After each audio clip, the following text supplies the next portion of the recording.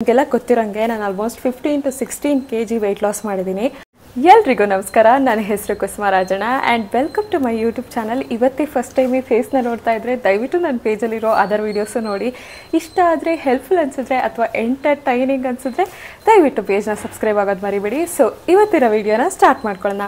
ಇವತ್ತಿನ ವೀಡಿಯೋ ಏನಪ್ಪ ಅಂತ ಹೇಳಿದರೆ ನಿಮಗೆಲ್ಲ ಗೊತ್ತಿರಂಗೆ ನಾನು almost 15 to 16 kg weight loss ಮಾಡಿದ್ದೀನಿ. ಈ ಒಂದು ವೆಯ್ಟ್ ಲಾಸ್ ಜರ್ನಿನಲ್ಲಿ ನನಗೆ ಯೂಸ್ಫುಲ್ ಆದಂಥ ಹ್ಯಾಬಿಟ್ಸ್ ಇರ್ಬೋದು, ಟಿಪ್ಸ್ ಇರ್ಬೋದು, ಅದನ್ನ ಇವತ್ತು ನಾನು ಶೇರ್ ಮಾಡ್ಕೊತಾ ಇದ್ದೀನಿ. Secret to my weight loss journey ಅಂತಲೇ ಹೇಳ್ಬೋದು. ಅದನ್ನ ನಾನು ಇಲ್ಲಿ ನಿಮಗೆ ಯೂಸ್ಫುಲ್ ಆಗಲಿ ಅಂತ ಹೇಳ್ಬಿಟ್ಟು ಶೇರ್ ಮಾಡ್ಕೊತಾ ಇದ್ದೀನಿ. ಐ ಹೋಪ್ ಇದರಿಂದ ಯೂಸ್ಫುಲ್ ಆಗಿ ನೀವು ಕೂಡ ಒಂದು ಹೆಲ್ದಿ ಲೈಫ್ ಸ್ಟೈಲ್ನ ಸ್ಟಾರ್ಟ್ ಮಾಡ್ಕೊತೀರಾ ಅಂತ ಅಂದ್ಕೊಳ್ತಾ ಈ ವಿಡಿಯೋನ ಸ್ಟಾರ್ಟ್ ಮಾಡ್ಕೊಳ್ಳೋಣ. ಸೊ ಫಸ್ಟ್ ಆ್ಯಂಡ್ ಫಾರ್ಮೋಸ್ಟಾಗಿ ಹೇಳ್ಬಿಡ್ತೀನಿ, ನಾನು ಯಾವುದೇ ಥರ ಪ್ರೊಫೆಷ್ನಲ್ ಅಲ್ಲ, ನಾನು ನ್ಯೂಟ್ರಿಷನಿಸ್ಟ್ ಅಲ್ಲ. ನನ್ನ ಒಂದು ಜರ್ನಿದು ಹಾನೆಸ್ಟಾಗಿ ನನ್ನ ಒಂದು ಎಕ್ಸ್ಪೀರಿಯನ್ಸ್ ಏನಿದೆ ಅದನ್ನ ನಿಮ್ಮ ಹತ್ರ ಇಲ್ಲಿ ಶೇರ್ ಮಾಡ್ಕೊತಾ ಇದ್ದೀನಿ ಅಷ್ಟೇ. ಇದರಲ್ಲಿ ನನಗೆ ಯಾವುದೇ ಥರ ಪ್ರೊಫೆಷ್ನಲಿಸಮ್ ಇದೆ ಅಂತ ತಿಳ್ಕೊಳಕ್ಕೆ ಹೋಗಬೇಡಿ. ನನಗೆ ಗೊತ್ತಿರೋದನ್ನ ನಾನು ನಿಮಗೆ ಹೇಳ್ಕೊಡ್ತಾ ಇದ್ದೀನಿ. ನನಗೆ ಗೊತ್ತಿರೋದು, ನನಗೆ ಯೂಸ್ಫುಲ್ ಆಗಿರೋದನ್ನ ನಾನಿಲ್ಲಿ ಶೇರ್ ಮಾಡ್ಕೊತಾ ಇದ್ದೀನಿ. ಸೊ ಇವಾಗ ಇನ್ನೊಂದೇನಪ್ಪ ಅಂತ ಹೇಳಿದ್ರೆ, ನಾನು ಟೋಟಲ್ ಆಗಿ 15 to 16 kgs ವೆಯ್ಟ್ ಲಾಸ್ ಮಾಡಿದ್ದೀನಿ. ಅರೌಂಡ್ 4 monthsಲ್ಲಿ ಒಂದು 2 months ಗ್ಯಾಪ್ ಆಗಿ 6 months ಒಳಗಡೆ ಅಂದ್ಕೊಳ್ಳಿ, ಬಟ್ 2 months ಗ್ಯಾಪ್ ಆಗಿತ್ತು. ಆ 2 months ನಾನು ವೆಯ್ಟ್ ಲಾಸ್ ಜರ್ನಿನಲ್ಲಿ ಇರಲಿಲ್ಲ, ಸ್ವಲ್ಪ ವರ್ಕ್ ಇದ್ದಿದ್ದರಿಂದ. ಒಟ್ಟು 4 monthsಲ್ಲಿ ನಾನು almost 15 to 16 kgs weight loss ಮಾಡಿದ್ದೀನಿ. 4 to 6 months ಅಂತ ಅಂದ್ಕೊಂಡ್ರು ಏನೂ ತಪ್ಪಿಲ್ಲ, 6 months ಅಂತಲೇ ಅಂದ್ಕೊಳ್ಳಿ, ಆಯಿತಾ. ಸೊ ಇವಾಗ ಈ ಒಂದು ವೆಯ್ಟ್ ಲಾಸ್ ಜರ್ನಿನಲ್ಲಿ ನಾನು ಬರೋದಕ್ಕೆ ಮುಂಚೆ ನಾನು ಯಾವಾಗ್ಲೂ ಹೆಲ್ದಿ ವೇನಲ್ಲಿ ವೆಯ್ಟ್ ಲಾಸ್ ಆಗಬೇಕು ಅನ್ನೋದನ್ನ ಬಿಲೀವ್ ಮಾಡ್ತೀನಿ.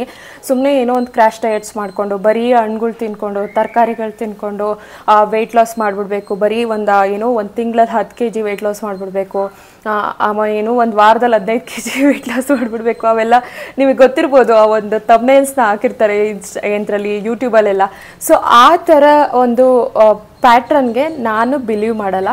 ನಾನು ಯಾವಾಗ್ಲೂ ಲೇಟ್ ಆದರೂ ಪರವಾಗಿಲ್ಲ, ಹೆಲ್ದಿ ವೇನಲ್ಲಿ ವರ್ಕೌಟ್ ಮಾಡಿಕೊಂಡು ಡಯಟ್ ಪ್ರಾಪರ್ ಊಟ ತಿನ್ಕೊಂಡು ವೆಯ್ಟ್ ಲಾಸ್ ಮಾಡಬೇಕು ಅನ್ನೋದು ನನ್ನ ಉದ್ದೇಶ. ಸೊ ಹಾಗಾಗಿ ನಾನು ಈ ಒಂದು ಮೆಥಡ್ಸ್ಗಳನ್ನ ಫಾಲೋ ಮಾಡಿದೆ.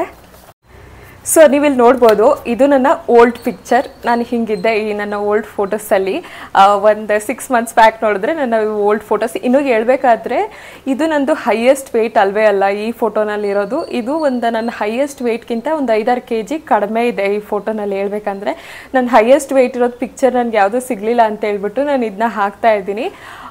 ಸೊ ಹಾಗೆ ಇವಾಗ ನಾನಿರೋದು ಇದು ನೀವು ನೋಡ್ಬೋದು, ರೀಸೆಂಟ್ ಪಿಕ್ಚರ್ಸು. ಇವು ರೀಸೆಂಟ್ ಪಿಕ್ಚರ್ಸ್ಗಳು ನೋಡ್ಬೋದು ನೀವು ಎಷ್ಟು ಡಿಫ್ರೆನ್ಸ್ ಇದೆ ಅಂತ ಹೇಳ್ಬಿಟ್ಟು. ಆಲ್ಮೋಸ್ಟ್ 15 to 16 kgs ಡಿಫ್ರೆನ್ಸ್ ಆಗಿದೆ.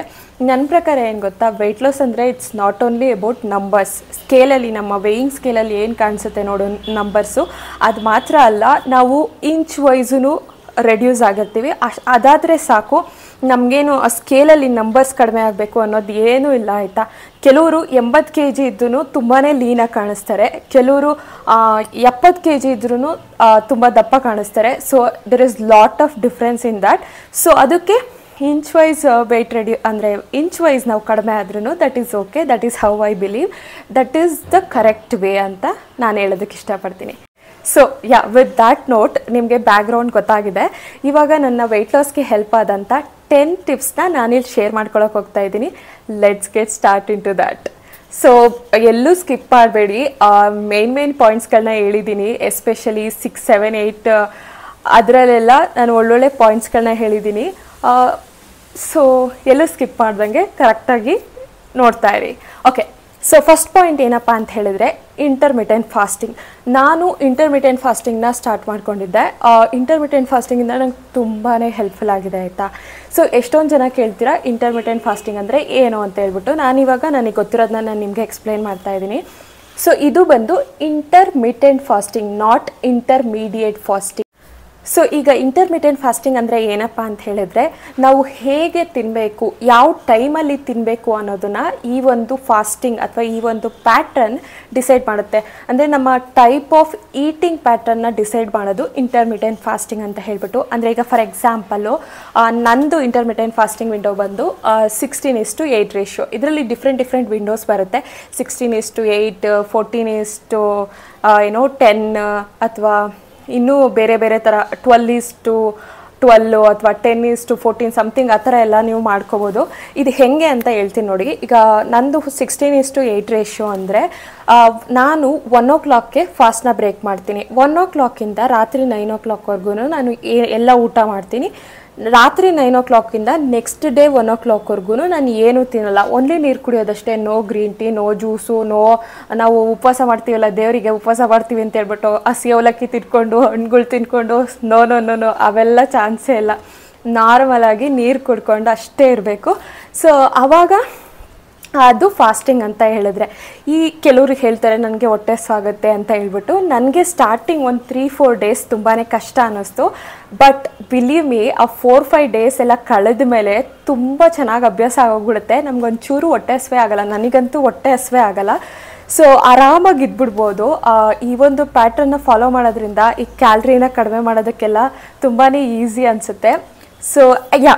ಸೊ ಇದು ಏನಪ್ಪ ಅಂತ ಹೇಳಿದ್ರೆ, ಈಗ ನಮ್ಮ ದಿನದಲ್ಲಿ 24 hours ಇದ್ದರೆ ಒಂದು ಇಷ್ಟೊತ್ತು ನಾವು ಉಪವಾಸ ಇರಬೇಕು, ಇಷ್ಟೊತ್ತಲ್ಲಿ ನಾವು ಊಟ ಮಾಡಬೇಕು ಅನ್ನೋದು ಇಂಟರ್ಮಿಟೆಂಟ್ ಫಾಸ್ಟಿಂಗ್ ಹೇಳೋದು, ಆಯಿತಾ. ಸೊ ಇದರಿಂದ ಇದೊಂದು scientifically proven way of eating, ಆಯಿತಾ. ಸೊ ಇದು ಬರೀ ನಾನೇನೋ ನನಗೆ ಇಷ್ಟ ಬಂದಾಗ ಮಾಡ್ತಾಯಿದ್ದೀನಿ ಅಂತಲ್ಲ, ಇದನ್ನು ಎಷ್ಟೊಂದು ಜನ ಡಾಕ್ಟರ್ಗಳೆಲ್ಲ ಸಜೆಸ್ಟ್ ಮಾಡ್ತಾರೆ, ಡಯಾಬಿಟಿಸ್ ಇರೋರಿಗೆಲ್ಲರಿಗೂ ಸಜೆಸ್ಟ್ ಮಾಡ್ತಾರೆ. I am not sure, please research on this. So ಇದನ್ನು ಮಾಡೋದ್ರಿಂದ ಏನಾಗುತ್ತಪ್ಪ ಅಂತ ಹೇಳಿದ್ರೆ, ನಾವು ಫಾಸ್ಟಿಂಗ್ ವಿಂಡೋನಲ್ಲಿ ಇರ್ತೀವಲ್ವ, ಆವಾಗ ನಮಗೆ ನಮ್ಮ ಬಾಡಿಗೆ ಬೇಕಾದಂಥ ಎನರ್ಜಿಗೆ ನಮ್ಮ ಬಾಡಿನಲ್ಲಿರುವಂಥ ಫ್ಯಾಟ್ನ ಎನರ್ಜಿಯಾಗಿ ಕನ್ವರ್ಟ್ ಮಾಡಿಕೊಂಡು ಅದು ಯುಟಿಲೈಸ್ ಮಾಡ್ಕೊಳ್ಳುತ್ತೆ. ಆವಾಗ ನಮ್ಮ ಬಾಡಿನಲ್ಲಿ ಫ್ಯಾಟ್ ಕಟ್ ಆಗೋದಕ್ಕೆ ತುಂಬಾ ಈಸಿ ಆಗುತ್ತೆ. ಅಂದರೆ so that is how it works intermittent fasting ಅಂದರೆ. ನಿಮ್ಗೆ ಇದ್ರ ಮೇಲೆ ಇನ್ನೂ ಜಾಸ್ತಿ ಇನ್ಫಾರ್ಮೇಷನ್ ಬೇಕು ಅಂದರೆ ಡಾಕ್ಟರ್ ಪಾಲ್ ಮಾನಿಕಮ್ ಅಂತ ಹೇಳಿಬಿಟ್ಟು ಅವರೊಬ್ಬರು ಡಾಕ್ಟರ್ ಇದ್ದಾರೆ, ತುಂಬ ಚೆನ್ನಾಗಿ ಇನ್ಫಾರ್ಮೇಷನ್ ಕೊಡ್ತಾರೆ ಇಂಟರ್ಮಿಟೆಂಟ್ ಫಾಸ್ಟಿಂಗ್ ಬಗ್ಗೆ. ಅವ್ರದ್ದು ಲಿಂಕ್ ಮಾಡಿರ್ತೀನಿ, ಬೇಕಾದರೆ ಹೋಗಿ ಚೆಕ್. ಸೊ ಇನ್ನೊಂದೇನಪ್ಪ ಅಂತ ಹೇಳಿದ್ರೆ, ಇದು ಫ್ಯಾಟ್, ಈಗ ನಾವೇನು ಉಪವಾಸ ಇರ್ತೀವಲ್ಲ ಆವಾಗ ಫ್ಯಾಟ್ ಕಟ್ ಮಾಡೋದಕ್ಕೆ ಹೆಲ್ಪ್ ಮಾಡುತ್ತಲ್ವ. ನಮ್ಮ ಫ್ಯಾಟ್ನ ಯುಟಿಲೈಸ್ ಮಾಡಿಕೊಂಡು ಅದನ್ನ ಎನರ್ಜಿಯಾಗಿ ಕನ್ವರ್ಟ್ ಮಾಡಿಕೊಂಡು ಅದರಿಂದ ನಮಗೆ ಫ್ಯಾಟ್ ಕಟ್ ಆಗೋದಕ್ಕೆ ಹೆಲ್ಪ್ಫುಲ್ ಮಾಡುತ್ತಲ್ವ. ಸೊ ಇನ್ನೊಂದೇನಪ್ಪ ಅಂತ ಹೇಳಿದ್ರೆ, ಬಿಗಿನರ್ಸ್ಗಳೆಲ್ಲ ನಂತರ 16:8 ರೇಷಿಯೋ ಎಲ್ಲ ಮಾಡೋಕ್ಕೆ ಹೋಗಬೇಡಿ.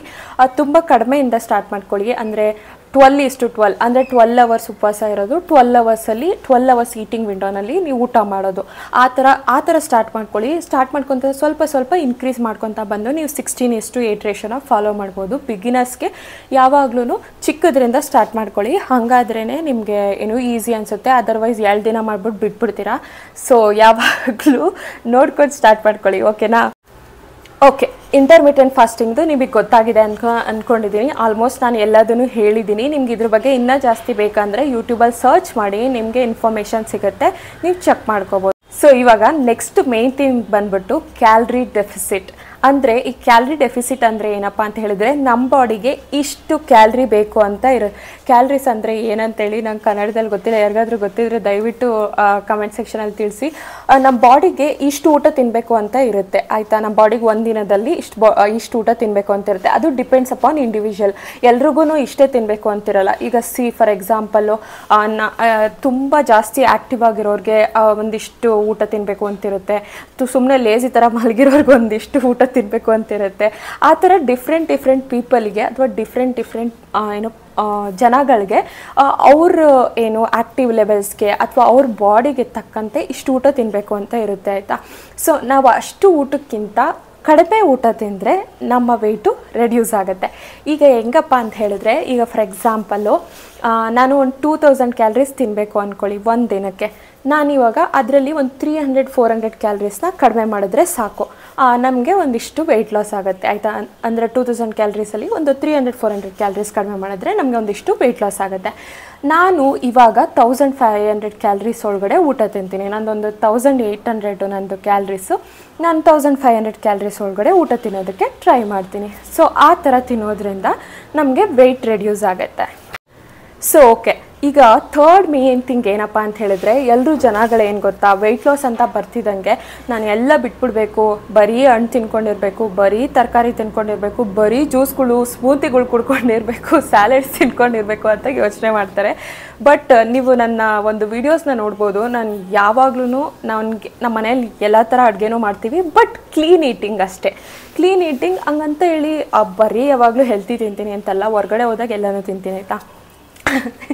That's another part. ಸೊ ಇವಾಗ ಏನಪ್ಪ ಅಂತ ಹೇಳಿದ್ರೆ ಥರ್ಡ್ ಮೈನ್ ಥಿಂಗ್ ಬಂದ್ಬಿಟ್ಟು ಹೈ ಪ್ರೋಟೀನ್ ನ್ಯೂಟ್ರಿಷಿಯಸ್ ಫುಡ್ನ ತಿನ್ನಬೇಕು. ನಾನು ಹಾಗೆ ತಿಂದಿರೋದಾಯ್ತಾ. ನಮ್ಮ ಎವ್ರಿ ಮೀಲಲ್ಲೂ ಒಳ್ಳೆ ಹೈ ಪ್ರೋಟೀನ್ ಕಂಟೆಂಟ್ ಇದ್ದು ಅದ್ರ ಜೊತೆಗೆ ಹೈ ಫೈಬರ್ ಕೂಡ ಇರಬೇಕು. ಬರೀ ಏನೋ ನಮ್ಮ ಊಟ ಏನೋ ನಾವು ಕಾಪ್ಸ್ನ ಕಟ್ ಮಾಡಿಬಿಡ್ತೀವಿ, ವೆಯ್ಟ್ ಲಾಸ್ ಮಾಡ್ತಿದ್ದೀವಿ ಅಂತ ಹೇಳ್ಬಿಟ್ಟು ಅನ್ನ ತಿನ್ನಲ್ಲ ನಾನು, ಚಪಾತಿ ತಿನ್ನಬೇಕು. ಅನ್ನ ಚಪಾತಿ ಎರಡು ಒಂದೇ, ಅಂದರೆ ಆಲ್ಮೋಸ್ಟ್ ಸಿಮಿಲರೇ ಆಯಿತಾ. ಚಪಾತಿನಲ್ಲಿ ಸ್ವಲ್ಪ ಫೈಬರ್ ಕಂಟೆಂಟ್ ಇರುತ್ತೆ. ಜನಗಳು ತುಂಬ ಏನೇನೋ ಡಿಫ್ರೆಂಟಾಗಿ ಅಂದ್ಕೊಂಡಿರ್ತಾರೆ. ಬಟ್ ನನ್ನ ಪ್ರಕಾರ ಏನು ಗೊತ್ತಾ, ಎಲ್ಲದನ್ನು ಈಕ್ವಲ್ ಆಗಿ ಬ್ಯಾಲೆನ್ಸ್ ಮಾಡಬೇಕು. ಒಂದು nutritious well balanced high protein ಮೀಲ್ನ ತಿನ್ನಬೇಕು. So that is how I eat. ನೀವು ಬೇಕಾದರೆ ನನ್ನ ಇನ್ಸ್ಟಾಗ್ರಾಮ್ ವೀಡಿಯೋಸ್ನ ನೋಡ್ಬೋದು, ನಿಮಗೆ ಗೊತ್ತಾಗುತ್ತೆ ನನ್ನ ಪ್ಲೇಟ್ಸ್ ಹೆಂಗಿರುತ್ತೆ ಅಂತ. ಅಥವಾ ನಾನು ಯೂಟ್ಯೂಬಲ್ಲಿ ಅದರ್ ವೀಡಿಯೋಸ್ನ ಚೆಕ್ ಮಾಡಿದ್ರೆ ನಿಮಗೆ ಗೊತ್ತಾಗುತ್ತೆ ನಾನು ಯಾವ ಥರ ಊಟ ಮಾಡ್ತೀನಿ ಅಂತ ಹೇಳ್ಬಿಟ್ಟು. ಸೊ ಈ ಥರ ಒಂದು ವೆಲ್ ಬ್ಯಾಲೆನ್ಸ್ಡ್ ಫುಡ್ನ ತಿನ್ನಬೇಕು. ಈಗ ವೆಲ್ ಬ್ಯಾಲೆನ್ಸ್ಡ್ ಅಂದರೆ ಏನಪ್ಪ ಅಂತ ಹೇಳಿದ್ರೆ ಮ್ಯಾಕ್ರೋನ್ಯೂಟ್ರಿಯೆಂಟ್ಸ್ ಹಾಗೆ ಮೈಕ್ರೋನ್ಯೂಟ್ರಿಯೆಂಟ್ಸ್ ಕರೆಕ್ಟಾಗಿರಬೇಕು ನಮ್ಮ ಫುಡ್ಡಲ್ಲಿ. ಈಗ ಮ್ಯಾಕ್ರೋನ್ಯೂಟ್ರಿಯೆಂಟ್ಸ್ ಅಂತ ಬಂದರೆ ಪ್ರೋಟೀನ್, ಫೈಬರ್ ಆ್ಯಂಡ್ ಕಾರ್ಬ್ಸ್ ಅಂತ ಇರುತ್ತೆ. ಪ್ರೋಟೀನ್ ಅಂದರೆ ಈ ಚಿಕನ್ನು, ಫಿಶ್ಶು, ಮಟನ್ನು ಅಥವಾ ವೆಜಿಟೇರಿಯನ್ ಬಂತು ಕಾಬಲ್ ಕಡಲೆಕಾಳು, ಸೋಯಾ, ಪನ್ನೀರ್, ಟೋಫು ಈ ಥರದ್ದೆಲ್ಲ ಪ್ರೋಟೀನ್ ಬರುತ್ತೆ. ಫೈಬರ್ ಅಂದರೆ ಸೊಪ್ಪು, ತರಕಾರಿ ಈ ಥರದವೆಲ್ಲ ಫೈಬರ್ ಬರುತ್ತೆ. ಆ್ಯಂಡ್ ಕಾರ್ಬ್ಸ್ ಅಂದರೆ ರೈಸು ಮತ್ತು ಈ ಥರದ್ದೆಲ್ಲ ಕಾರ್ಬ್ಸ್ ಆಗಿ ಬರುತ್ತೆ. ಸೊ ಇದನ್ನೆಲ್ಲ ನೀವು ನೋಡಿಕೊಂಡು ಸ್ವಲ್ಪ ಕಾರ್ಬ್ಸ್ ಒಂದು ಸ್ವಲ್ಪ ಕಡಿಮೆ ಮಾಡಬೇಕು, ಫೈಬರು ಪ್ರೋಟೀನ್ನ ಜಾಸ್ತಿ ಇಡಬೇಕು. ಈಗ ಒಂದು ಪ್ಲೇಟ್ ಅಂತಂದರೆ ಕಾರ್ಬ್ಸ್ ಒಂದು ಸ್ವಲ್ಪ ಕಡಿಮೆ ಇರಬೇಕು, ಅದಕ್ಕಿಂತ ಪ್ರೋಟೀನ್ ಒಂದು ಸ್ವಲ್ಪ ಜಾಸ್ತಿ ಇರಬೇಕು, ಅದಕ್ಕಿಂತ ಫೈಬರ್ ಇನ್ನೊಂದು ಸ್ವಲ್ಪ ಜಾಸ್ತಿ ಇರಬೇಕು. ಆ ಥರ ನೀವು ಬ್ಯಾಲೆನ್ಸ್ ಮಾಡಬೇಕು ಫುಡ್ನ. ಸೊ ನನ್ನ ಪ್ಲೇಟ್ಸ್ನ ನೋಡಿದ್ರೆ ನನ್ನ ಇನ್ಸ್ಟಾಗ್ರಾಮಲ್ಲಿ ಅಥವಾ ಯೂಟ್ಯೂಬಲ್ಲಿ ನಿಮಗೆ ಗೊತ್ತಾಗುತ್ತೆ. ಹೋಗಿ ನನ್ನ ಅದರ್ ವೀಡಿಯೋಸ್ನ ಚೆಕ್ ಮಾಡಿ. ಸೊ ಇನ್ನೊಂದು ವಿಷಯ, ಯಾಕೆ ಈ ಥರ ಪ್ರೋಟೀನ್ನ ತಿನ್ನಬೇಕಂದ್ರೆ ಸೊ ಎಷ್ಟೊಂದು ಜನ ಏನು ಮಾಡಿಬಿಡ್ತಾರೆ, ಈ ಥರ ಬರೀ ವೆಯ್ಟ್ ಲಾಸ್ ಅಂತ ಬಂದಿದ್ದಂಗೆ ತುಂಬ ಊಟನ ಕಡಿಮೆ ತಿಂದುಬಿಡ್ತಾರೆ. ಅವಾಗ ಏನಾಗುತ್ತೆ ಅಂದರೆ ಮಸಲ್ ಲಾಸ್ ಆಗುತ್ತೆ. ಮಸಲ್ ಅನ್ನೋದು ನಮ್ಮ ಬಾಡಿಗೆ ತುಂಬಾ ಇಂಪಾರ್ಟೆಂಟು. ಸೊ ಈ ಮಸಲ್ ಲಾಸ್ ಆಗ್ದಂಗೆ ಕಾಪಾಡ್ಕೋಬೇಕು ಅಂದರೆ ನಾವು ಪ್ರೋಟೀನ್ನ ತಿನ್ನಬೇಕಾಗತ್ತೆ. ಅದಕ್ಕೆ ಹೈ ಪ್ರೋಟೀನ್ ಮೀಲ್ಸ್ ತಿನ್ನೋದು ತುಂಬಾ ಇಂಪಾರ್ಟೆಂಟ್ ಆಗುತ್ತೆ. ಫಾರ್ ಎಕ್ಸಾಂಪಲ್ ಈಗ ಒಬ್ಬ ಮನುಷ್ಯನಿಗೆ 0.8 ಗ್ರಾಮಿಂದ 1.5 ಗ್ರಾಮ್ ಅಥವಾ ಇನ್ನೂ ಹೆಚ್ಚು ಚೆನ್ನಾಗಿ ವರ್ಕೌಟ್ ಮಾಡೋರೆಲ್ಲ ಇನ್ನೂ ಹೆಚ್ಚು ತಿಂತಾರೆ, ಅಷ್ಟು ಪ್ರೋಟೀನ್ ತೊಗೋಬೇಕಾಗತ್ತೆ ಆಯಿತಾ. ಈಗ ಫಾರ್ ಎಕ್ಸಾಂಪಲ್ ನೀವು 50 kg ಇದ್ದೀರಾ ಅಂದರೆ ನೀವು ಈಗ 50 kg ಇದ್ದೀರಾ ಅಂದರೆ ಒಂದು 50 ಗ್ರಾಮ್ ಅಷ್ಟು ಪ್ರೋಟೀನ್ ತಿನ್ನಬೇಕಾಗುತ್ತೆ, ಅಥವಾ ಅದಕ್ಕಿಂತ ಹೆಚ್ಚು ಸ್ವಲ್ಪ ಪ್ರೋಟೀನ್ ತಿನ್ನಬೇಕಾಗುತ್ತೆ. ಸೊ ಆ ಥರ ಬ್ಯಾಲೆನ್ಸ್ ಮಾಡಬೇಕಾಗುತ್ತೆ ಫುಡ್ನ. So okay, next main thing ಬಂದ್ಬಿಟ್ಟು workout is as important as diet ಆಯಿತಾ.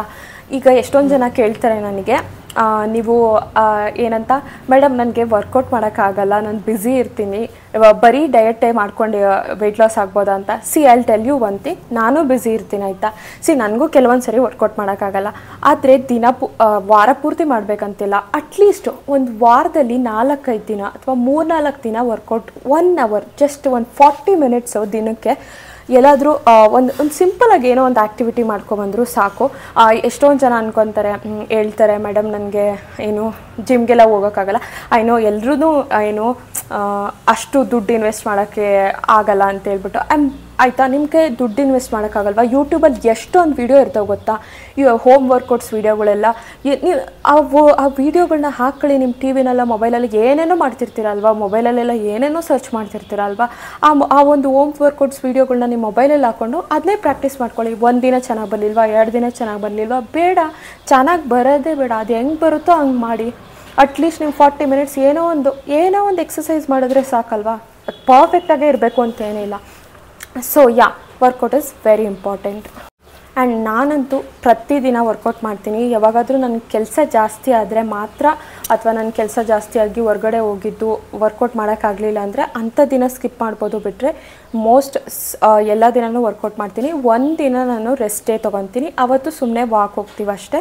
ಸೊ ವಾಕ್ ಹೋಗ್ಬಿಟ್ಟು ಬರ್ತೀವಿ. ಆ ಥರ ನಾನು ಎವ್ರಿ ಡೇ ವರ್ಕೌಟ್ ಮಾಡ್ತೀನಿ ಆಯಿತಾ. ನನ್ನ ಕೈಲಿ ಆದಷ್ಟು, ನಾವೇನು ಫುಲ್ಲು ಎಲ್ಲದನ್ನು 100 kg ಏನು ವೆಯ್ಟ್ ಲಿಫ್ಟ್ ಮಾಡಬೇಕು ಅಂತ ಏನಿಲ್ಲ ಆಯಿತಾ. ಎಷ್ಟಾಗುತ್ತೋ ಅಷ್ಟಾದರೂ ವರ್ಕೌಟ್ ಮಾಡಿದ್ರೆ ಒಳ್ಳೆಯದು. ಆಮೇಲೆ ಇನ್ನೊಂದೇನು ಗೊತ್ತಾ, ನಾನು ವರ್ಕೌಟ್ ಮಾಡ್ತಾ ನನಗೆ ವರ್ಕೌಟ್ ಮಾಡೋದು ತುಂಬಾ ಚೆನ್ನಾಗಿ ಅನಿಸುತ್ತೆ ಗೊತ್ತಾ, ಒಂಥರ ಖುಷಿ ಕೊಡುತ್ತೆ ನಿಜವಾಗ್ಲೂ ವರ್ಕೌಟ್ ಮಾಡೋದ್ರಿಂದ. ಆ್ಯಂಡ್ ನಾನು ಮೊದಲು ವೆಯ್ಟ್ ಲಿಫ್ಟಿಂಗ್ ಎಲ್ಲ ಮಾಡ್ತಾ ಇರಲಿಲ್ಲ ಆಯಿತಾ. ನಾನು ಮೊದಲು ಜಿಮ್ ಮಾಡ್ತಾ ಇದ್ದೆ, ಬಟ್ ಅವಾಗೆಲ್ಲ ನಾನು ಈ ವೆಯ್ಟ್ ಲಿಫ್ಟಿಂಗ್ ಎಲ್ಲ ಮಾಡ್ತಾ ಇರಲಿಲ್ಲ. ಏನಕ್ಕೆ ಅಂತ ಹೇಳಿದ್ರೆ ಈ ಸ್ಟ್ರೆಂತ್ ಟ್ರೈನಿಂಗ್ ಈ ಥರದ್ದೆಲ್ಲ ಮಾಡ್ತಾ ಇರಲಿಲ್ಲ. ಯಾಕೆ ಅಂದರೆ ನಾನೇನು ಅನ್ಕೊಬಿಟ್ಟಿದ್ದೆ, ವೆಯ್ಟ್ ಲಿಫ್ಟ್ ಮಾಡೋದ್ರಿಂದ ನನಗೆ ಹುಡುಗರ ಥರ ಮಸಲ್ ಬಂದುಬಿಡುತ್ತೆ ಅಂತ. ಆ ಥರ ಎಲ್ಲ ಚಾನ್ಸೇ ಇಲ್ಲ ಆಯಿತಾ. ಹುಡುಗಿರಿಗೆ ಬರೋಕ್ಕೆ ತುಂಬಾ ಟೈಮ್ ತೊಗೊಳುತ್ತೆ. It is not at all possible. So ಹಂಗೆ ಅಂದ್ಕೊಂಡಿದ್ರಿಂದ ನಾನು ವೆಯ್ಟ್ ಲಿಫ್ಟೇ ಮಾಡ್ತಾ ಇರಲಿಲ್ಲ. ಬಟ್ ಇತ್ತೀಚೆಗೆ ನನ್ನ ಹಸ್ಬೆಂಡು ವೆಯ್ಟ್ ಲಿಫ್ಟ್ ಮಾಡಿಸಿ ಅಂದರೆ ನನಗೊಂಥರ ಇಷ್ಟ ಆಗ್ಬಿಟ್ಟಿದೆ ವೆಯ್ಟ್ ಲಿಫ್ಟ್ ಮಾಡೋದು. ಸೊ ಹಾಗಾಗಿ ನಾನು ತುಂಬ ಜಾಸ್ತಿ ವೆಯ್ಟ್ ಲಿಫ್ಟಿಂಗ್ ಜೊತೆಗೆ ಏನು HIIT ವರ್ಕೌಟ್ಸ್ ಬರುತ್ತಲ್ಲ ಆ ಥರದನ್ನ ಇನ್ಕ್ಲೂಡ್ ಮಾಡ್ತೀನಿ ನನ್ನ ಒಂದು ವರ್ಕೌಟ್ ರುಟೀನಲ್ಲಿ. ಅದು ನಂಗೆ ಗೊತ್ತು ಚೆನ್ನಾಗಿ ಅನಿಸುತ್ತೆ. ಎಸ್ಪೆಷಲಿ ನನಗೆ ಸ್ಟ್ರೆಂತ್ ಟ್ರೈನಿಂಗ್ ಮಾಡೋದು ತುಂಬಾ ಚೆನ್ನಾಗಿ ಅನಿಸುತ್ತೆ. ಸೊ ನೆಕ್ಸ್ಟ್ ಮೇನ್ ಥಿಂಗ್ ಬಂದುಬಿಟ್ಟು ಕ್ವಿಟ್ಟಿಂಗ್ ಶುಗರ್. ಎಸ್, ನಾನಂತೂ ಆಲ್ಮೋಸ್ಟ್ ಒಂದು 6 ಮಂತ್ಸಿಂದ ಶುಗರೇ ತಿನ್ನಲ್ಲ. ನಮ್ಮ ಮನೇಲಿ ಯೂಸ್ ಮಾಡೋದೇ ಇಲ್ಲ. ನಮ್ಮ ಮನೇಲಿ ಮೊದಲಿಂದನೂ ಶುಗರ್ನ ಯಾವತ್ತೂ ಯೂಸ್ ಮಾಡ್ತಾನೆ ಇರಲಿಲ್ಲ. ಬಟ್ ನಾನು ಒಂದು ಲಾಸ್ಟ್ 1 ಇಯರಲ್ಲಿ ತುಂಬಾ ಶುಗರ್ಗೆ ಅಡಿಕ್ಟ್ ಆಗಿಬಿಟ್ಟಿದ್ದೆ. ಅಂದರೆ ಜಾಸ್ತಿ ಕಾಫಿ ಟೀ ಕುಡಿಯೋದಂತೆ, ಮತ್ತು ಒಂದಷ್ಟು ಐಸ್ ಕ್ರೀಮ್ಸು ಚಾಕ್ಲೇಟ್ಸ್ ಎಲ್ಲ ತಿನ್ನೋದಂತೆ, ಆ ಥರ ಅಡಿಕ್ಟ್ ಆಗಿಬಿಟ್ಟಿದ್ದೆ ಆಯಿತಾ. ಸೊ ನನ್ನದೇ ಮೇನ್ ಫಾಲ್ಟು. ನಮ್ಮ ಮನೇಲಿ ಯಾವಾಗಲೂ ಹೆಲ್ದಿ ಫುಡ್ ಇರುತ್ತೆ, ಬಟ್ ನಾನು ಈ ಥರ ಹೊರ್ಗಡೆ ಐಸ್ ಕ್ರೀಮ್ ಅದು ಇದಕ್ಕೆ ಅಡಿಕ್ಟ್ ಆಗಿ ಹಾಳು ಮಾಡ್ಕೊಂಡಿದ್ದು. ಸೊ ಇವಾಗ ನಾನು ಶುಗರ್ನ ಕಂಪ್ಲೀಟಾಗಿ ಕ್ವಿಟ್ ಮಾಡಿಬಿಟ್ಟಿದ್ದೀನಿ. ನೋ ಬೆಲ್ಲನೂ ಅಷ್ಟೇ. ಮೇಡಮ್ ಶುಗರ್ ಬದಲು ಬೆಲ್ಲ ತಿನ್ಬೋದಾ? ನೋ. ಬೆಲ್ಲನೂ ಶುಗರು ಒಂದೇ ಸೇಮ್ ಕ್ಯಾಲರೀಸ್ ಇರುತ್ತೆ. ಏನಂದರೆ ಶುಗರ್ಗಿಂತ ಬೆಲ್ಲ ಒಂಚೂರು ಒಳ್ಳೇದಷ್ಟೇ. ನೀವು ವೆಯ್ಟ್ ಲಾಸ್ ಮಾಡ್ಬೇಕಾದ್ರೆ ಅದನ್ನು ತಿಂದರೂ ದಪ್ಪ ಆಗ್ತೀರಾ ಆಯಿತಾ. ಅಂದರೆ ಜಾಸ್ತಿ ತಿಂದರೆ ದಪ್ಪ ಆಗ್ತೀರಾ. ಅದು ಕೂಡ ಕ್ಯಾಲರೀಸ್ ಆಲ್ಮೋಸ್ಟ್ ಸಿಮಿಲರೇ ಇರುತ್ತೆ ಶುಗರ್ಗಿಂತ. ಶುಗರ್ ಅಷ್ಟೇ ಸಿಮಿಲರ್ ಇರುತ್ತೆ. ಸೊ ಹಾಗಾಗಿ ನೋ ಬೆಲ್ಲ, no sugar, not at all. But ಏನು ಗೊತ್ತಾ, ನಾನು ಶುಗರ್ ತಿನ್ನಲ್ಲ ಅಂದರೆ ತಿನ್ನೋದೇ ಇಲ್ಲ ಅಂತಲ್ಲ, ನಾಟ್ ಡೈಲಿ ತಿನ್ನಲ್ಲ ಅಂತ. ಈಗ ಎಲ್ಲರೂ ಹೊರಗಡೆ ಹೋಗ್ತೀನಿ ಅಂದ್ಕೊಳ್ಳಿ, ಅವಾಗ ತಿಂತೀನಿ ಆಯಿತಾ. ನಾವು ವೆಯ್ಟ್ ಲಾಸ್ ಜರ್ನಿನಲ್ಲಿ ಇದ್ದೀವಿ ಅಂತ ಹೇಳ್ಬಿಟ್ಟು ನಮ್ಮ ಎಲ್ಲ ಒಂದು ಇದನ್ನು ಕ್ವಿಟ್ ಮಾಡಿಬಿಟ್ಟು ಒಂಥರ ಸ್ಯಾಡ್ ಲೈಫ್ ಬದುಕಬೇಕು ಅಂತ ಏನಿಲ್ಲ ಆಯಿತಾ. ಚೆನ್ನಾಗೇ ಇರ್ಬೋದು ನಾವು ವೆಯ್ಟ್ ಲಾಸ್ ಜರ್ನಿ ಮಾಡಿಕೊಂಡು. ನೀವು ನೋಡ್ಬೋದು, ನಾನು ಎಷ್ಟು ರೆಸ್ಟೋರೆಂಟ್ಸ್ಗೆ ಹೋಗ್ತೀನಿ, ಎಷ್ಟು ಟ್ರಾವೆಲ್ ಮಾಡ್ತೀನಿ. ಆ ಥರ ಟ್ರಾವೆಲ್ ಎಲ್ಲ ಮಾಡಿದಾಗ ನಾನು ಆದಷ್ಟು ಅಲ್ಲಿ ಒಂದು ಆ ಥರ ಟ್ರಾವೆಲ್ ಎಲ್ಲ ಮಾಡಿದಾಗ ಅಲ್ಲಿನ ಕ್ಯುಸೀನ್ಸ್ ಇರ್ಬೋದು, ಅಲ್ಲಿನ ಡಿಶಸ್ ಇರ್ಬೋದು, ಅದನ್ನ ಟ್ರೈ ಮಾಡೋದಕ್ಕೆ ಇಷ್ಟಪಡ್ತೀನಿ. ಸೊ ಈ ಥರ ಡೆಸರ್ಟ್ಸ್ಗಳ್ನೂ ಕೂಡ ಟ್ರೈ ಮಾಡ್ತೀನಿ. ಶುಗರ್ ಫುಡ್ಸ್ ಇರ್ಬೋದು, ಎಲ್ಲದನ್ನೂ ಟ್ರೈ ಮಾಡ್ತೀನಿ ಆಯಿತಾ. ಅದನ್ನು ಬ್ಯಾಲೆನ್ಸ್ ಮಾಡಬೇಕಾಯ್ತಾ. ತಿಂತೀನಿ ಅಂತ ಒಂದಷ್ಟು ತಿನ್ನಬಾರ್ದು. ಒಂದು ಮೀಡಿಯಮ್ ರೇಂಜಿಗೆ ಬೇರೆ ಫುಡ್ ಜೊತೆಗೆ ಎಲ್ಲದನ್ನು ಬ್ಯಾಲೆನ್ಸ್ ಮಾಡಬೇಕು. So that is how it works. So ಆಯಿತು, ಶುಗರ್ದು ಮುಗಿತಾ. ಸೊ ಕ್ವಿಟ್ಟಿಂಗ್ ಶುಗರ್ ಆದಮೇಲೆ ನೆಕ್ಸ್ಟ್ ಮೇನ್ ಥಿಂಗ್ ಬಂದುಬಿಟ್ಟು cutting down all this fried food ಆಯಿತಾ. ಡೈಲಿ ಈಗ ನೀವೇನಾದರೂ ಪೂರಿ ಕಬಾಬು ಎಲ್ಲ ತಿಂತಾ ಇದ್ದರೆ ಕಟ್ ಮಾಡಿ ಆಯಿತಾ. ಬಿಕಾಸ್ ನಾವು ಜಾಸ್ತಿ ಎಣ್ಣೆಲಿ ಕರೆದಿರೋ ಫುಡ್ನ ತಿಂತಾ ಇದ್ದರೆ ಅದರಲ್ಲಿ ಹೈ ಕ್ಯಾಲರೀಸ್ ಇರುತ್ತೆ. ಅದೇ ನೀವು ಎಣ್ಣೆಲಿ ಕರಿಯೋದ್ರ ಬದಲು ನಾರ್ಮಲಾಗಿ ಗ್ರಿಲ್ ಥರ ಮಾಡಿಕೊಂಡ್ರೆ, ಅಥವಾ ಏರ್ ಫ್ರೈ ಥರನೋ, ಈ ಅವೆನಲ್ಲಿ ಬೇಕಿಂಗ್ ಥರನೋ, ಅಥವಾ ಬೇಡ ಹೆಂಚ್ ಮೇಲೆ ಹಿಂಗೆ ತವಾ ಥರ ಮಾಡ್ಕೊಳ್ಳೋದು, ಇಲ್ಲ ನಾರ್ಮಲ್ ಚಿಕನ್ ಕರಿ ಥರ ಮಾಡ್ಕೊಳ್ಳೋದು, ಅದರಲ್ಲಿ ಕಡಿಮೆ ಕ್ಯಾಲರೀಸ್ ಇರುತ್ತೆ. ಈ ಕ್ಯಾಲರೀಸ್ ಅನ್ನೋದು ವೆರಿ ಇಂಪಾರ್ಟೆಂಟ್ ಆಗುತ್ತೆ ವೆಯ್ಟ್ ಲಾಸ್ ಮಾಡಬೇಕಾದ್ರೆ. ಸೊ ಅದಕ್ಕೋಸ್ಕರ ಈ ಫ್ರೈಡ್ ಫುಡ್ನೆಲ್ಲ ಕಟ್ ಮಾಡಾಕ್ಬಿಡಿ. ನಾನು ಹೇಳ್ದಂಗೆ ಬ್ಯಾಲೆನ್ಸ್ ಇರಬೇಕಷ್ಟೆ. ಅಂದರೆ ಡೈಲಿ ತಿನ್ನಬೇಡಿ. ಯಾವಾಗಾದರೂ ಒಂದೊಂದು ದಿನ ನಿಮ್ಮ ಫ್ರೆಂಡ್ಸ್ ಜೊತೆ ಹೊರಗಡೆ ಹೋದಾಗ ಒಂದು ಚೀಟ್ ಮೀಲ್ ಡೇ ಅಂತ ಮಾಡಿಕೊಂಡು that is and all fine ಆಯಿತಾ. ಬಟ್ ಎವ್ರಿ ಡೇ ಎಷ್ಟೊಂದು ಜನದ ಮನೆಗಳಲ್ಲಿ ಜಾಸ್ತಿ ಪೂರಿ ಮತ್ತು ಕಬಾಬ್ಸು ಇದೆಲ್ಲ ಜಾಸ್ತಿ ಮಾಡ್ತಾ ಇರ್ತಾರೆ. ಸೊ ನೀವು ಅದನ್ನು ಆದಷ್ಟು ಕಟ್ ಮಾಡಿ ಬಿಸಾಕಿ. ಆದಷ್ಟು ಅಲ್ಲ, ಕಟ್ ಮಾಡಬೇಕಷ್ಟೇ. So that is how it works. ನಮ್ಮ ಮನೆಯಲ್ಲಿ ಯೂಶಲಿ ಯಾವತ್ತೂ ಫ್ರೈಡ್ ಫುಡ್ ಮಾಡಿಲ್ಲ ಆಯಿತಾ. ಇಷ್ಟು ದಿನಕ್ಕೆ ನಮ್ಮ ಮನೆಯಲ್ಲಿ ಯಾರೋ ನೆಂಟರು ಬಂದಿದ್ರು, ಇನ್ನೊಂದು ಸರಿ ಯಾವಾಗಲೂ ನಾವೇ ತಿನ್ನಬೇಕು ಅಂತ ಹೇಳ್ಬಿಟ್ಟು 2 ಸರಿನೋ 3 ಸರಿನೋ ಮಾಡಿದ್ದೀವಿ ಅಷ್ಟೇ. ಕಬಾಬು ಬೋಂಡ ಈ ಥರದ್ದು 2 ಸರಿ 3 ಸರಿ 3 ವರ್ಷದಲ್ಲಿ, ಮದುವೆ ಆಗಿ 3 ವರ್ಷದಲ್ಲಿ. ಬಟ್ ಹೊರ್ಗಡೆ ಹೋದಾಗ ತಿನ್ನೋದೇ ಇಲ್ಲ ಅಂತಲ್ಲ. ಬಟ್ ಈಗ ಡೈಲಿನೂ ಅದನ್ನೇ ತಿಂದು ಹೊರಗಡೆ ಹೋದಾಗೂ ತಿಂದರೆ ಆಬ್ವಿಯಸ್ಲಿ ಬ್ಯಾಲೆನ್ಸ್ ಎಲ್ಲಿರುತ್ತೆ ಅಲ್ವಾ. ಸೊ ಅದಕ್ಕೋಸ್ಕರ ನಾವು ಮನೆಯಲ್ಲಿ ಯಾವಾಗಲೂ ಹೆಲ್ದಿ ಫುಡ್ನ ಮಾಡ್ತೀವಿ, ಹೊರಗಡೆ ಹೋದಾಗ ಏನು ಬೇಕೋ ಅದನ್ನ ತಿಂತೀವಿ. So that is how it works. ನಿಮ್ಗೆ ಆ ಥರ ಮಾಡಬೇಕು ಅಂತೇನಿಲ್ಲ. ಮನೆಯಲ್ಲಿ ಯಾವಾಗಲೂ ಹೆಲ್ದಿ ಫುಡ್ ಇಟ್ಟಿರಿ.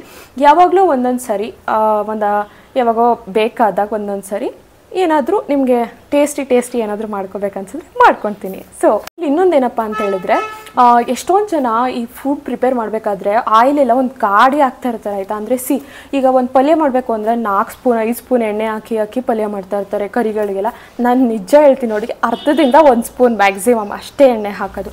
ನೀವು ಕೂಡ ಎಣ್ಣೆನ ಆದಷ್ಟು ಕಡಿಮೆ ಬಳಸಿ. ಎಣ್ಣೆ ನಮ್ಮ ಬಾಡಿಗೆ ಒಳ್ಳೆಯದು ಆಯಿತಾ, ಬಟ್ ಹಂಗಂತ ಒಂದಷ್ಟು ಜಾಸ್ತಿ ಅದನ್ನೇ ತಿಂದರೆ ಯಾವುದೂ ಒಳ್ಳೆಯದಲ್ಲ. ಜಾಸ್ತಿ ಆದರೆ ಅತಿ ಆದರೆ ಅಮೃತನೂ ವಿಷ ಆಗುತ್ತೆ ಅಂತ ಕೇಳಿದ್ದೀರಾ. ಸೊ ಏನಪ್ಪ ಅಂತ ಹೇಳಿದ್ರೆ, ನೀವು ಬರೀ ಎಣ್ಣೆಯಿಂದಲೇ ನಿಮ್ಮ ಬಾಡಿಗೆ ಫ್ಯಾಟ್ ತೊಗೋಬೇಕು ಅಂತೇನಿಲ್ಲ. ಅದರ್ ಸೋರ್ಸ್ ಆಫ್ ಫ್ಯಾಟ್ ಕೂಡ ಇರುತ್ತೆ, ಅದರಿಂದನೂ ನೀವು ಫ್ಯಾಟ್ನ ಕನ್ಸ್ಯೂಮ್ ಮಾಡ್ಕೋಬೋದು. ನಮ್ಮ ಬಾಡಿಗೆ ಬೇಕಾಗಿರೋ ಫ್ಯಾಟ್ಸ್ನ ಈಗ ನಟ್ಸ್ ಎಲ್ಲ ಬರುತ್ತಲ್ಲ, ಅಂದರೆ ಡ್ರೈ ಫ್ರೂಟ್ಸು ಆ ಥರದ್ರಿಂದ ತೊಗೋಬೋದು, ಆವಕಾಡೋಯಿಂದ ತೊಗೋಬೋದು, ಚೀಸಿಂದ ತೊಗೋಬೋದು. ಇಷ್ಟೊಂದು ಎಣ್ಣೆ ತಿನ್ನೋದು ಒಳ್ಳೆಯದಲ್ಲ, ಎಣ್ಣೆಯಿಂದ ಜಾಸ್ತಿ ಕ್ಯಾಲರೀಸ್ ಇರುತ್ತೆ. ಸೊ ಆದಷ್ಟು ಎಣ್ಣೆನ ಕಟ್ ಮಾಡಿ. ಆ್ಯಂಡ್ ಒನ್ ಮೋರ್ ಥಿಂಗ್ ಏನಪ್ಪ ಅಂದರೆ processed food. So processed food ಅಂದರೆ ಈ ಪ್ಯಾಕೇಜ್ಡ್ ಫುಡ್ ಬರುತ್ತಲ್ಲ, ಚಿಪ್ಸ್ ಅಂತೆ ಅವು ಇವು ಎಲ್ಲ, ಆಮೇಲೆ ಈ ಮಕ್ಳುಗಳಿಗೆಲ್ಲ ಬಿಸ್ಕೆಟು ಚಿಪ್ಸ್ ಎಲ್ಲ ಕೊಡಿ ಆಯಿತಾ. ತೀರ ತಿಂದಂಗೆ ಬೆಳೆಸಿ ಅಂತ ನಾನು ಹೇಳಲ್ಲ, ಬಟ್ ಏನಪ್ಪ ಅಂತ ಹೇಳಿದ್ರೆ ಆದಷ್ಟು ಕಡಿಮೆ ಬಳಸಿ. ಅದರಲ್ಲಿ ಶುಗರ್ ಜಾಸ್ತಿ ಇರುತ್ತೆ, ಎಷ್ಟಾಗುತ್ತೋ ಅಷ್ಟು ಕಡಿಮೆ ಬಳಸಿ. ನಾನು ತಿನ್ನಲೇಬೇಡಿ ಅಂತ ಹೇಳಲ್ಲ, ಬಟ್ ಆದಷ್ಟು ಕಡಿಮೆ ಬಳಸಿದಷ್ಟು ನಿಮ್ಮ ವೆಯ್ಟ್ ರೆಡ್ಯೂಸ್ ಆಗೋದಕ್ಕೆ ತುಂಬಾ ಹೆಲ್ಪ್ ಆಗುತ್ತೆ. ನಮ್ಮ ಮನೇಲಂತೂ ತರೋದೇ ಇಲ್ಲ ಬಿಡಿ, ಯಾವಾಗಲೂ ರೇರ್ ಕೇಸ್ ನಮ್ಮ ಮನೇಲಿ ತರೋದು. ಸೊ ನೆಕ್ಸ್ಟ್ ಮೇನ್ ಥಿಂಗ್ ನಾನು ಇದನ್ನ ಹೇಳ್ಬೇಕು ಅಂದ್ಕೊಂಡೆ, ಹೆಲ್ದಿ ರಿಲೇಷನ್ಶಿಪ್ ವಿತ್ ಫುಡ್ ಅಂತ. ಅಂದರೆ ಏನು ಗೊತ್ತಾ, ಈಗ ವೆಯ್ಟ್ ಲಾಸ್ ಜರ್ನಿನಲ್ಲಿರೋರು ಏನು ಮಾಡಿಬಿಡ್ತಾರೆ. ಸೊ ನನಗೆ ಯಾರೋ ಕಮೆಂಟ್ ಹಾಕಿದ್ರು, ನಾನು ಯಾವುದೋ ಒಂದು ಡೆಸರ್ಟ್ದು ವೀಡಿಯೋ ಹಾಕಿದ್ದಕ್ಕೆ, ಅಕ್ಕ ನೀವು ವೆಯ್ಟ್ ಲಾಸ್ ಜರ್ನಿನಲ್ಲಿ ಇದ್ದೀರಿ ಅಲ್ವಾ, ನೀವು ಯಾಕೆ ಈ ಥರ ಡೆಸರ್ಟ್ಸ್ ಎಲ್ಲ ತಿಂತಾ ಇದ್ದೀರಾ ಅಂತ ಹೇಳ್ಬಿಟ್ಟು. ವೆಯ್ಟ್ ಲಾಸ್ ಜರ್ನಿ ಅನ್ನೋದು 2 ತಿಂಗಳು 3 ತಿಂಗ್ಳಿಗೆ ಮುಗಿದೋಗಲ್ಲ ಅಲ್ವಾ. ಈ ವೆಯ್ಟ್ ಲಾಸ್ ಆಗ್ತಾ ಇರೋದು ನಾನು 6 ತಿಂಗಳಿಂದ ಆಲ್ಮೋಸ್ಟ್ ಒಂದು 2 ಮಂತ್ಸ್ ಗ್ಯಾಪ್ ಬಿಟ್ಟು ಒಂದು 6 ತಿಂಗಳಿಂದ ವೆಯ್ಟ್ ಲಾಸ್ ಜರ್ನಿನಲ್ಲಿದ್ದೀನಿ ಆಯಿತಾ. ಸೊ ಈ ಒಂದು 6 ತಿಂಗಳಿಂದ ವೆಯ್ಟ್ ಲಾಸ್ ಜರ್ನಿನಲ್ಲಿರೋದು ನಾನು ತೀರಾ 6 ತಿಂಗಳು ಏನು ಊಟ ತಿಳ್ದಂಗೆ, ಅಂದರೆ ಏನು ನನಗೆ ಇಷ್ಟ ಆಗಿರೋ ಥರ ತಿಂದಂಗೆ, ಬರೀ ನಾನು ಏನು ಸ್ಯಾಲೆಡ್ಸು ಸ್ಮೂತೀಸು ಜ್ಯೂಸ್ ಕುಡ್ಕೊಂಡಿದ್ಬಿಟ್ರೆ ನನಗೆ ಹೆಂಗೆ ಹುಚ್ಚಿ ಆಗೋಗಲ್ವ ನಾನು. ಅಂದರೆ ಒಂಥರ ಜೀವನದ ಮೇಲೆ ಜಿಗುಪ್ಸನೆ ಬಂದೋಗ್ಬಿಡುತ್ತೆ. ಜನಗಳು ಯೂಶಲಿ ಈ ಥರ ಡಯಟ್ ಮಾಡೋರು ಏನು ಮಾಡ್ತಾರೆ ಅಂದರೆ, ಸ್ಟಾರ್ಟಿಂಗು ಒಂದು 4-5 ದಿನ ನಾನು ಫುಲ್ಲು ಡಯಟ್ ಮಾಡ್ತೀನಿ ಅಂತ ಹೇಳ್ಬಿಟ್ಟು ಫುಲ್ಲು ಪ್ರಾಪರಾಗಿ ಎಲ್ಲ ಹೆಲ್ದಿ ತಿಂತಾ ಇರ್ತಾರೆ ಆಯಿತಾ. ಆಮೇಲೆ ಫುಲ್ ತಲೆ ಕೆಟ್ಟೋಗಿ ಆಮೇಲೆಲ್ಲ ಚೇಂಜ್ ಆಗಿಬಿಡ್ತಾರೆ. ಅಂದರೆ ಒಂದು 4-5 ದಿನಕ್ಕೆ ಸ್ಟಾಪ್ ಮಾಡಿಬಿಡ್ತಾರೆ, ಇನ್ನೊಂದು ದಿನ ನಾನು ಮಾಡೋಕ್ಕೆ ಹೋಗಲ್ಲ ಅಂತ ಹೇಳ್ಬಿಟ್ಟು. ಸೊ ಆ ಥರ ಆಗಬಾರ್ದು ಅಂದರೆ ಒಂದು ಫುಡ್ ಜೊತೆ ಹೆಲ್ದಿ ರಿಲೇಷನ್ಶಿಪ್ ಇಟ್ಕೋಬೇಕು. ಅಂದರೆ ಫಾರ್ ಎಕ್ಸಾಂಪಲ್ ನಾನು ಮಾಡೋದನ್ನ ನಾನು ನಿಮ್ಗೆ ಹೇಳ್ತೀನಿ. 80% ಅಷ್ಟು ಹೆಲ್ದಿ ಫುಡ್ ಮನೇಲಿ ಯಾವಾಗಲೂ ಹೆಲ್ದಿ ಫುಡ್ಡೇ ತಿಂತೀನಿ. 80% ಅಷ್ಟು healthy food, no negotiation in that. ಇನ್ನು 20% ಅಷ್ಟು ನನಗೇನು ಇಷ್ಟ ಆಗುತ್ತೋ ಅದನ್ನ ತಿಂತೀನಿ. ಅಂದರೆ ನಾವು ಜಾಸ್ತಿ ಟ್ರಾವೆಲ್ ಮಾಡ್ತಾ ಇರ್ತೀವಿ, ರೆಸ್ಟೋರೆಂಟ್ಸ್ಗೆಲ್ಲ ಹೋಗೋದು ನಮಗೆ ತುಂಬ ಇಷ್ಟ ಆಗುತ್ತೆ ಆಯಿತಾ. ಸೊ ಆವಾಗ ಆ ಥರ ಹೊರ್ಗಡೆ ಹೋದಾಗೆಲ್ಲ ನನಗೇನು ಇಷ್ಟ ಆಗುತ್ತೋ ಅದನ್ನ ತಿಂತೀನಿ. ಅಲ್ಲಿ ಏನು ಯಾವುದೇ ಥರ ಗಿಲ್ಟ್ ಇಲ್ದಲೆ, ಹಂಗಂತ ಫುಲ್ಲು ಪಾತ್ರೆ ಎಲ್ಲ ಪಳ್ಕೊಂಡು ತಿನ್ಬಿಡ್ತೀನಿ ಅಂತ ಅಲ್ಲ ನಾನು ಹೇಳ್ತಾ ಇರೋದು, ಅರ್ಥ ಮಾಡ್ಕೊಳ್ಳಿ. ಒಂದು 20% ಅಷ್ಟು ನಮಗೇನು ಇಷ್ಟ ಆಗುತ್ತೋ ಅದನ್ನ ತಿನ್ನೋದು. ಆ ಥರ ಒಂದು ಹೆಲ್ದಿ ರಿಲೇಷನ್ಶಿಪ್ ಇಟ್ಕೊಂಡ್ರೆ ಫುಡ್ ಜೊತೆ, ಆವಾಗ ನಮಗೆ ಈ ಒಂದು ಡಯಟ್ ಮಾಡೋದು ಕಷ್ಟ ಅನಿಸಲ್ಲ. ಮತ್ತು ಇವಾಗ ಡೈಲಿ ಫುಡ್ಡೆಲ್ಲ ನೀವು ನೋಡ್ಬೋದು, ನಂದು ಊಟ ಎಲ್ಲ ನಾರ್ಮಲಾಗಿ ನಾನು ಎಲ್ಲ ಥರ ಮನೆ ಊಟನೇ ಮಾಡ್ಕೊಂಡು ತಿಂತೀನಿ ಆಯಿತಾ. ಇತ್ತೀಚೆಗೆ ಒಂದು 2 ಮಂತ್ಸಿಂದ ಮಾತ್ರ ನೈಟ್ ಕಾರ್ಬ್ಸ್ನ ಕಟ್ ಮಾಡಿಬಿಟ್ಟು ಜಾಸ್ತಿ ವೆಜಿಟೇಬಲ್ಸು ಮತ್ತು ಪ್ರೋಟೀನ್ನ ಹಾಕಿದ್ದೀನಿ. ಅದು ನಮ್ಮ ಬಾಡಿಗೆ ಹೆಂಗೆ ವರ್ಕ್ ಆಗುತ್ತೆ ಅಂತ ನೋಡ್ಕೊಳ್ಳೋದಕ್ಕೋಸ್ಕರ ನಾನು ಆ ಥರ ಮಾಡ್ಕೊಂಡಿದ್ದೀನಿ. ಸೊ ನೀವು ಕೂಡ ಈ ಥರ ಏನಾದರೂ ಚೇಂಜಸ್ ಮಾಡ್ಕೊತಾ ಇರ್ಬೋದು, ನಿಮ್ಮ ಬಾಡಿ ಹೆಂಗೆ ವರ್ಕ್ ಮಾಡ್ತಾ ಇದೆ ನಿಮ್ಮ ಡಯಟ್ಗೆ ಅಂತ ನೋಡಿಕೊಂಡು. ನಾರ್ಮಲ್ ಮನೆ ಊಟ ಏನಿರುತ್ತೆ ನೋಡಿ, ಅದೇ ಊಟದಲ್ಲಿ ರೈಸು ಅಥವಾ ಚಪಾತಿನ ಒಂದು ಸ್ವಲ್ಪ ಕಡಿಮೆ ಮಾಡಿ, ನೀವೇನು ತಿಂತಾ ಇದ್ದೀರಲ್ವಾ ಅದರಲ್ಲಿ ಕಡಿಮೆ ಮಾಡಿ ಕಾಳುಗಳು, ಆಮೇಲೆ ಪನ್ನೀರು, ಈ ಚಿಕನ್ನು ಇದನ್ನು ಜಾಸ್ತಿ ಮಾಡ್ಕೊಳ್ಳಿ. ಮತ್ತು ಏನಂತಾರೆ ವೆಜಿಟೇಬಲ್ಸು, ಪಲ್ಯಗಳು, ಸೊಪ್ಪಿನ ಪಲ್ಯಗಳು ಅವನ್ನ ಜಾಸ್ತಿ ಮಾಡ್ಕೊಳ್ಳಿ. ಆವಾಗೊಂದು ಬ್ಯಾಲೆನ್ಸ್ಡ್ ಮೀಲ್ ಆಗುತ್ತೆ. ಈ ಥರ ಡೈಲಿ ತಿನ್ನಿ. ಯಾವಾಗಾದರೂ ನಿಮ್ಗೆ ಏನಾದರೂ ಏನೋ ಒಂದು ಐಸ್ ಕ್ರೀಮ್ ತಿನ್ಬೇಕನ್ಸುತ್ತೆ, ಯಾವಾಗಾದರೂ ತಿನ್ಬೇಕನ್ಸುತ್ತೆ ನೋಡಿ, ಅವಾಗ ಯಾವಾಗಾದರೂ ಒಂದಿನ ತಿನ್ನಿ ಆಯಿತಾ, ಡೈಲಿ ತಿನ್ನೋಕೆ ಹೋಗ್ಬೇಡಿ. ಸೊ ಇದು ಒಂದು ಹೆಲ್ದಿ ರಿಲೇಷನ್ಶಿಪ್ ವಿತ್ ಫುಡ್ ಅಂತ ನಾನು ಇದನ್ನು ಯಾವಾಗಲೂ ಫಾಲೋ ಮಾಡ್ತೀನಿ. ನಾನು ಅಷ್ಟೇ, ನನ್ನ ಹಸ್ಬೆಂಡು ಅಷ್ಟೇ. ಅವಿನಾಶ್ ಕೂಡ ಒಂದು ವೆಯ್ಟ್ ಲಾಸ್ ಜರ್ನಿನಲ್ಲಿದ್ದಾರೆ. ಅವರು ಅಷ್ಟೇ ಒಂದು 8 kgs ವೆಯ್ಟ್ ರಿಡ್ಯೂಸ್ ಆಗಿದ್ದಾರೆ. ಆದರೆ ಅವ್ರದ್ದು ವೆಯ್ಟ್ ಬೇಗ ರಿಡ್ಯೂಸ್ ಆಯಿತು.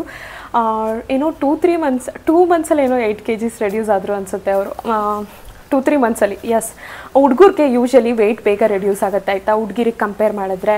ಆ್ಯಂಡ್ ಅವಿನಾಶ್ ತುಂಬ ಚೆನ್ನಾಗಿ ವರ್ಕೌಟ್ ಮಾಡ್ತಾರೆ. ಅವ್ರು ತುಂಬ ಅಂದರೆ ತುಂಬ ಚೆನ್ನಾಗಿ ವರ್ಕೌಟ್ ಮಾಡ್ತಾರೆ. ನಾನು ಅಷ್ಟು ಹೆವಿ ವೆಯ್ಟ್ಸ್ ಎಲ್ಲ ಎತ್ತಿ ವರ್ಕೌಟ್ ಮಾಡಲ್ಲ, ಬಟ್ ಮಾಡ್ತೀನಿ ನಾನು ಕೂಡ. ಸೊ ನೆಕ್ಸ್ಟ್ ಮೇನ್ ಥಿಂಗ್ ಬಂದ್ಬಿಟ್ಟು drinking lots and lots of water ಆಯಿತಾ. ವಾಟರ್ನ ನೀವು ಎಷ್ಟು ಕುಡಿದಷ್ಟು ಅಷ್ಟು ಒಳ್ಳೆಯದು. ಸುಸ್ಸು ಮಾಡೋಕ್ಕಾಗತ್ತೆ ಅಂದರೆ ಏನೂ ಮಾಡೋಕ್ಕಾಗಲ್ಲ, ನೀರು ಕುಡಿದ್ರೆ ತುಂಬ ಒಳ್ಳೆಯದು. ನೀರು ಕುಡೀರಿ, ಸುಸ್ಸು ಮಾಡಿರಿ ಅಷ್ಟೇ. ಸೊ ನಾನು ಸುಮ್ಮನೆ ಜೋಕ್ ಮಾಡ್ತಾ ಇರೋದಷ್ಟೇ. ಅಂದರೆ ಏನು ಗೊತ್ತಾ, ನಾವು ಹೇಗೆ ಡಯಟ್ನ ಮೇಂಟೈನ್ ಮಾಡ್ತೀವಿ ನೋಡಿ, ಅದೇ ಥರ ನಮ್ಮ ಒಂದು ವಾಟರ್ ಇಂಟೇಕ್ ಕೂಡ ತುಂಬಾ ಇಂಪಾರ್ಟೆಂಟ್ ಆಗುತ್ತೆ ನಮ್ಮ ವೆಯ್ಟ್ ಲಾಸ್ ಜರ್ನಿನಲ್ಲಿ. ನಾವು ಎಷ್ಟು ಚೆನ್ನಾಗಿ ನಮ್ಮ ಒಂದು ವಾಟರ್ನ ಕುಡಿತೀವಿ ಅದು ತುಂಬಾ ಹೆಲ್ಪ್ಫುಲ್ ಆಗುತ್ತೆ ನಾವು ವೆಯ್ಟ್ ರಿಡ್ಯೂಸ್ ಮಾಡೋದಕ್ಕೆ. ಸೊ ಅದಕ್ಕೋಸ್ಕರ ಅಂತ ಅಟ್ಲೀಸ್ಟ್ ಒಂದು 3 to 4 ಲೀಟರ್ಸ್ ಅಥವಾ ಅಟ್ಲೀಸ್ಟ್ 2.5 to 4 ಲೀಟರ್ಸ್ವರೆಗೂ ಒಂದು ದಿನಕ್ಕೆ ನೀರು ಕುಡಿಯೋದಕ್ಕೆ ಟ್ರೈ ಮಾಡಿ. ಆ್ಯಂಡ್ ಒನ್ ಮೋರ್ ಥಿಂಗ್ ಹೇಳಬೇಕು, ಇದೆಲ್ಲದಕ್ಕಿಂತ ಮೇಯ್ನಾಗಿ ಸ್ಲೀಪಿಂಗ್, ಮಲಗ್ಕೊಳ್ಳೋದು ಕೂಡ ತುಂಬಾ ಇಂಪಾರ್ಟೆಂಟ್. ನಿದ್ದೆ ಎಷ್ಟು ಇಂಪಾರ್ಟೆಂಟ್ ಅಂದರೆ, ನಿದ್ದೆ ಏನಾದರೂ ಸರಿಗಿಲ್ಲ ಅಂದರೆ ಗ್ಯಾರಂಟಿ ವೆಯ್ಟ್ ಮೇಲೆ ತುಂಬಾ ಎಫೆಕ್ಟ್ ಮಾಡುತ್ತೆ. ಅದು ನಮ್ಮ ಒಂದು ಕಂಪ್ಲೀಟ್ ಸೈಕಲ್ನೂ ಕೂಡ ಚೇಂಜ್ ಮಾಡುತ್ತೆ. ಅದ್ರ ಜೊತೆಗೆ ನಮ್ಮ ವೆಯ್ಟ್ ಲಾಸ್ನ ಸಖತ್ ಎಫೆಕ್ಟ್ ಮಾಡುತ್ತೆ ನಿದ್ದೆ ಸರಿಗೆ ಮಾಡಿಲ್ಲ ಅಂದರೆ. So sleeping is also very very important. ನೀವು ವೆಯ್ಟ್ ಲಾಸ್ ಮಾಡ್ತಿದ್ದೀರಾ, ನಿಮ್ಗೆ ಏನಾದರೂ ವೆಯ್ಟ್ ರಿಡ್ಯೂಸ್ ಆಗ್ತಿಲ್ಲ ಅಂದರೆ ಫಸ್ಟು ನಿಮ್ಮ ಒಂದು ನಿದ್ದೆ ಸರಿ ಇದೆಯೋ ಇಲ್ಲೋ ಅನ್ನೋದನ್ನು ಕೂಡ ಒಂದು ಸರಿ ಚೆಕ್ ಮಾಡ್ಕೊಳ್ಳಿ. ಅದು ತುಂಬಾ ಇಂಪಾರ್ಟೆಂಟ್ ಆಗುತ್ತೆ. So last and main thing ಹೇಳ್ಬಿಡ್ತೀನಿ, ಇದನ್ನ ಕೇಳಿಸ್ಕೊಳ್ಳಿ, ಇದು ತುಂಬ ಇಂಪಾರ್ಟೆಂಟ್ ಆಯಿತಾ. ಎಷ್ಟೊಂದು ಜನ ಈ ವೆಯ್ಟ್ ಲಾಸ್ ಮಾಡಬೇಕಾದ್ರೆ ನಾನು ವೆಯ್ಟ್ ಲಾಸ್ ಆಗ್ತಿಲ್ಲ ಅಂತೇಳಿ ಡಿಮೋಟಿವೇಟ್ ಆಗಿಬಿಟ್ಟು ಸ್ಟಾಪ್ ಮಾಡಿಬಿಡ್ತಾರೆ ಆಯಿತಾ. ಸೊ ಅವ್ರಿಗೆ ನಾನು ಏನು ಹೇಳೋದಕ್ಕೆ ಇಷ್ಟಪಡ್ತೀನಿ ಅಂದರೆ, ಯಾರೋ ಒಬ್ಬರು ಕೇಳಿದ್ರು ನನಗೆ, ಅಕ್ಕ 15 ದಿನದಿಂದ ವೆಯ್ಟ್ ಲಾಸ್ ಮಾಡೋದಕ್ಕೆ ಟ್ರೈ ಮಾಡ್ತಾ ಇದ್ದೀನಿ, ಸ್ವಲ್ಪನೂ ವೆಯ್ಟ್ ರಿಡ್ಯೂಸ್ ಆಗ್ತಿಲ್ಲ ಅಂತ ಹೇಳ್ಬಿಟ್ಟು. ಅದಕ್ಕೆ ನಾನು ಒಂದು ವಿಷಯ ಹೇಳೋದಕ್ಕೆ ಇಷ್ಟಪಡ್ತೀನಿ ನಿಮಗೆ. ವೆಯ್ಟ್ ಲಾಸ್ ಅನ್ನೋದು ಒಂದು ಲಾಂಗ್ ಪ್ರೋಸೆಸ್ ಥರ ತೊಗೋಬೇಕಾಯ್ತಾ. ಇದು ವೆಯ್ಟ್ ಲಾಸ್ ಅನ್ನೋದು ಒಂದು ಜರ್ನಿ ಆಗಿರಬೇಕು. ನಮ್ಮ ಲೈಫ್ ಸ್ಟೈಲ್ನ ಚೇಂಜ್ ಮಾಡಿಕೊಂಡು ಅಡಾಪ್ಟ್ ಮಾಡ್ಕೊಳ್ಳೋಂಗಿರಬೇಕು. ವೆಯ್ಟ್ ಲಾಸ್ ಅನ್ನೋದು ಜಸ್ಟ್ ಒಂದು 15 ದಿನ, ಒಂದು ತಿಂಗಳಿಗೆಲ್ಲ ಮುಗಿದ್ಬಿಡಲ್ಲ ಆಯಿತಾ. ಈಗ ಫಾರ್ ಎಕ್ಸಾಂಪಲ್ ನೀವು ವೆಯ್ಟ್ ಪುಟಾನ್ ಆಗಬೇಕಾದ್ರೂ 15 ದಿನ, ತಿಂಗಳಿಗೆ ನೀವು 10 kg ವೆಯ್ಟ್ ಪುಟಾನ್ ಆಗಿರಲ್ಲ ಅಲ್ವಾ.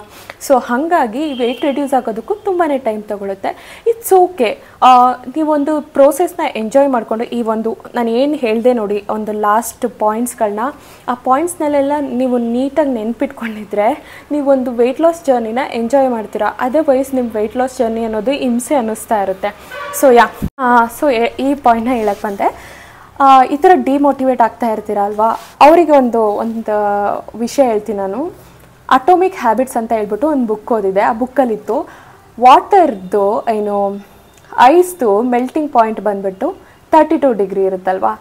ನಾವಿವಾಗ ಅದನ್ನು 31.9 ಡಿಗ್ರಿವರೆಗೂ ಹೀಟ್ ಮಾಡಿ ನೋಡಿದ್ರೂ ಕೂಡ ಅದು ಮೆಲ್ಟ್ ಆಗಲ್ಲ. 32 ಡಿಗ್ರಿ ಬಂದಾಗ ಮಾತ್ರ ಮೆಲ್ಟ್ ಆಗುತ್ತೆ. ಸೊ ನೀವೊಂದು ವೆಯ್ಟ್ ಲಾಸ್ ಮಾಡ್ತಿರ್ತೀರಲ್ವ, ಅದು ಹಾಗೇ.